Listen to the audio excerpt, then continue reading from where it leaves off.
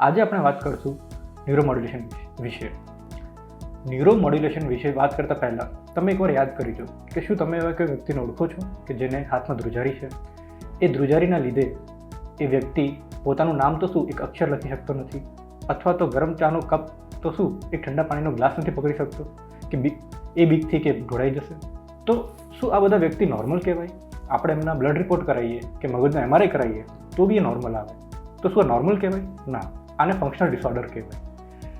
આ ફંક્શનલ ડિસઓર્ડરમાં આ બધાને અલગ અલગ પ્રકારના મુવમેન્ટ ડિસઓર્ડર્સ કહેવાય, જેમ કે essential tremor, task specific dystonia, writer's cramp કે પાર્કિન્સન ડિઝીઝ.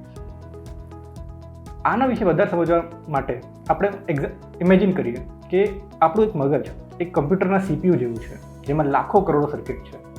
હવે જેમ કમ્પ્યુટરની સર્કિટ બગડવાના લીધે કમ્પ્યુટર સ્લો થઈ જાય અથવા તો એ સરખું કામ ના કરે, એવી જ રીતે મગજની અમુક સર્કિટના બગડવાથી આ બધા મુવમેન્ટ ડિસઓર્ડર જોવા મળે છે. તો ન્યુરોમોડ્યુલેશનનો શું રોલ છે? ન્યુરોમોડ્યુલેશન એટલે આ જે ખરાબ થયેલી સર્કિટ હોય એને રિપેર કરવાનું કામ.